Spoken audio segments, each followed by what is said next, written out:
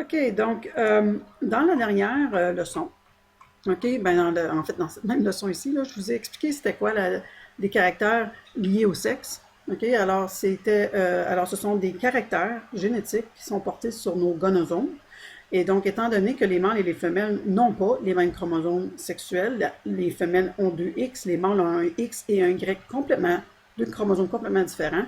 Donc, ces caractères-là qui sont retrouvés sur les gonosomes ne seront pas répartis de façon égale à travers les sexes. Alors, quand on a, par exemple, une maladie ou un trouble génétique qui est porté sur le chromosome X, on va s'apercevoir souvent que les mâles pas souvent, on va s'apercevoir que les mâles sont plus affectés par ces maladies-là, étant donné qu'ils reçoivent qu'un seul exemplaire du chromosome X, le Y étant très différent. Okay? Donc, si je vous donne un exemple, alors si on croise, puis là je vous avais mentionné que quand on parle de transmission reliée au sexe, c'est important d'utiliser le X et le Y pour identifier nos deux individus, le mâle et la femelle. Donc, ici, on a un croisement entre une femelle aux yeux rouges purs, okay, et un mâle aux yeux blancs. Donc, on peut voir le génotype de la femelle. On peut mettre ici ces deux allèles. Elle peut que donner à ses descendants l'allèle des yeux rouges. Okay? Le mâle a les yeux blancs. Okay? Donc, l'allèle de couleur de yeux n'est porté que sur son X parce que la couleur des yeux, je vous rappelle, chez les drosophiles, c'est porté que sur le chromosome X. Donc, si on regarde ça ici, ben, on va avoir à ce moment ici une femme, les descendants, une femelle, pardon, qui va être, si tu veux, je vais juste les mettre comme ça ici, là, en exposant, il serait supposé être en exposant. Donc, une porteuse pour l'allèle aux yeux blancs, mais qui aurait les yeux rouges. Même chose ici. OK? On a 50% des descendants qui vont être des femelles, et les femelles seraient toutes porteuses, mais auraient les yeux rouges. 50% des descendants, ça serait des mâles. OK? Mâles aux yeux rouges. Alors, mâle aux yeux rouges, parce que la femelle, dans ce cas ici, n'était pas porteuse de l'allèle blanc. Donc, à ces mâles, elle donne toute la couleur rouge. Fait que c'est vraiment, chez les mâles, là, c'est vraiment dépendant de ce que la femme, sa mère, a sur, la femelle a sur son chromosome X. OK? Fait qu'il faut vraiment, quand on analyse ça, dire, OK, femelle, OK, 100% yeux rouges. Il faut séparer les mâles. On n'y va pas sur l'ensemble des enfants. On sépare les deux sexes. On n'ira pas dire que tous les enfants vont avoir les yeux rouges quand on parle d'un trait lié au sexe. On va vraiment faire la distinction combien de femelles, combien de mâles. OK? Maintenant, les caractères liés au sexe chez les humains, on en a découvert quand même plusieurs. Plusieurs sont des maladies génétiques. Il y a des caractères, c'est souvent des mutations qui sont survenues à quelque part. Il y en a qui sont des allèles dominants et il y en a qui sont des allèles récessifs. Alors, si on a une maladie qui est dominante, okay, donc l'allèle de la maladie, c'est un allèle dominant, puis c'est lié à X, on s'entend que les mâles atteints vont transmettre cet allèle-là à leur fille. OK? Seulement. Et donc, un individu a juste besoin de recevoir un allèle de ça, d'un de ses parents, puis va être atteint parce que c'est un trait dominant. Donc, un mâle atteint va le transmettre à toutes ses filles. Mais il ne transmettra jamais ça à ses garçons, étant donné qu'il transmet le Y à ses garçons, puis le Y n'a pas ce gène-là.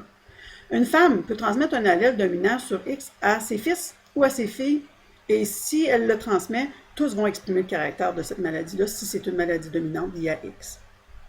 La plupart, mais une femme, n'oubliez pas, elle pourrait être aussi porteuse de l'allèle normal dans ce cas ici, puis elle pourrait donc transmettre à ses enfants un allèle normal si elle était hétérozygote.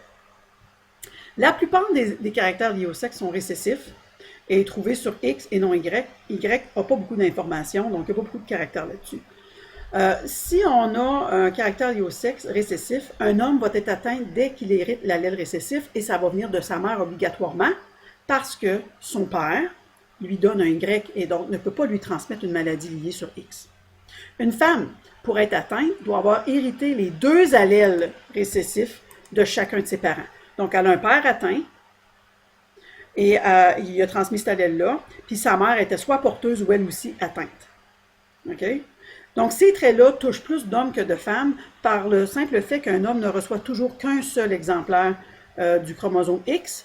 Et si sa mère, elle est porteuse, elle peut lui transmettre 50-50. Si sa mère est atteinte, elle va lui transmettre obligatoirement. Donc, c'est pas réparti également entre les sexes. Des conditions de ça, chez l'humain, on a le daltonisme, ça c'est l'incapacité de différencier les couleurs, on a color blindness. Alors oui, ça affecte beaucoup plus les hommes que les femmes. C'est un caractère récessif lié à X, okay? C'est une anomalie de la vision. On a aussi une maladie assez grave, dégénérative, qui est la dystrophie musculaire progressive de Duchenne. Ça aussi, c'est une maladie récessive liée à X. Donc, ce gène-là, c'est une mutation récessive. Encore là, ça va toucher plus d'hommes que de femmes parce que les femmes peuvent être porteuses, mais pas être atteintes de la maladie, tandis que les hommes, ils l'ont ou ils ne l'ont pas. L'hémophilie, c'est l'incapacité de bien coaguler le sang. Ça peut être très, très, très dangereux. Là. On peut avoir des petites... on peut se frapper quelque part puis ça saigne à l'intérieur. Ça aussi, c'est récessif lié à X. Ça a été une maladie très répandue dans les familles royales en passant. L'adrénoleucodystrophie, l'accumulation d'acide gras qui cause des dommages très progressifs au cerveau et la mort, donc c'est une maladie fatale. L'immunodéficience combinée, encore récessif lié à X, alors les gens n'ont pas de système immunitaire. Encore là, affecte plus les hommes que les femmes. On a dominant lié à X, ok?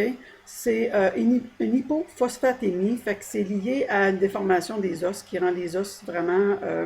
qui ramollissent et donc ça devient incurvé. Les hommes atteints de ça deviennent avec des troubles, en tout cas déformer un peu l'ossature. Et un caractère lié à Y, en autre mot, il n'y a aucune femme qui peut développer ça, à moins d'une trisomie, c'est les oreilles poilues. C'est un trait qui est lié au chromosome Y, donc passer de père en fils. Je vous donne un exemple. Comment qu'on peut, encore un autre exemple, une maladie qu'on connaît ici. Tu n'as pas à les apprendre par cœur, là, mais ça te dirait ou tu es capable de le déterminer. Détermine la probabilité qu'une femme porteuse de l'hémophilie, là tu viens voir ici l'hémophilie, récessif lié à X, et d'un homme normal ait un enfant hémophile. Donc, on indique toujours l'allèle normal, il est dominant, l'allèle hémophile, il est récessif, en minuscule. Fait que la femme, elle est porteuse, donc voici son génotype. En exposant, on met les deux allèles. L'homme, il est normal. OK? Fait que lui, il a son X, il a l'allèle ça, puis le Y n'aura jamais cet allèle-là. Alors, qu'est-ce qu'il va faire? Ils vont faire, si on fait l'échiquier de Punnett, femme normale ne peut pas transmettre la maladie à aucun de ses enfants. Ici, une porteuse. Fait que 100% des femmes, des filles, vont pas développer la maladie, vont être correctes, mais il va y avoir une porteuse sur deux. Chez les hommes, OK? Alors, je vais mettre ça ici. Un homme normal. Puis ici, ça serait un homme hémophile. Ça serait son Y, là, pas en exposant là, le Y. OK? Fait que lui, cet homme-là, hémophile. Donc, comment qu'on dirait ça? 100% des femmes normales, 50% porteuses. OK? 50% des hommes normaux et 50% atteints. Il faut vraiment séparer les deux sexes quand on fait l'analyse d'un trouble lié au AX parce que ça n'affecte pas également les deux sexes. Quand on parlait d'anomalie génétique autosomique, là, dans la dernière leçon, ça l'atteint autant les femmes que les hommes. Parce que ce n'est pas porté sur les chromosomes X et Y, c'est porté sur les autres 22 paires de chromosomes. Tu vois, ici, on est capable d'un arbre généalogique d'identifier. On a un homme atteint. OK? Alors, ça montre un mécanisme de transmission d'un arbre, la transmission liée à X. Premièrement, un homme atteint a eu un fils. Et si c'était porté sur sur Y, pardon, ses fils l'auraient. OK? Donc, on peut tout de suite prouver si un père atteint n'a pas donné à son fils, c'est pas sur X, mais peut-être sur Y. C'est pas sur Y, mais peut-être sur X. Maintenant, ces deux enfants étaient normaux. Sa femme est normale. OK? Alors, c'est certain que lui, son X, vu qu'il est atteint, il donne à toutes ses filles. Fait que cette fille ici doit obligatoirement être porteuse. Son père lui donne l'allèle X, puis elle a pris le X normal de sa mère, c'est pour ça qu'elle n'est pas atteinte. OK? Donc, elle est porteuse de cette maladie-là. Donc, elle serait quelque chose comme ça ici, là. Donc, elle peut donc donner l'allèle récessif à ses enfants, fille ou gars. Elle a eu un fils, il est atteint de la maladie. Son mari est normal. OK? Donc, lui, il serait comme X majuscule Y. OK? Mais il donne le Y à son fils. Elle est porteuse, elle lui a donné l'allèle récessif qui vient de son père à elle. Mais elle ne l'a pas exprimé. Donc, ça l'explique ça ici. Un père non atteint peut avoir un fils atteint quand c'est lié à X parce qu'il donne le Y, il n'y a pas rapport du tout avec le chromosome X d'aucun fils. Elle a donné à son fils, ici, l'allèle récessif de la maladie, et c'est pour ça, vu qu'il y a juste un X, il est atteint. Et ça, c'est des maladies liées à X ou à transmission gonosomique.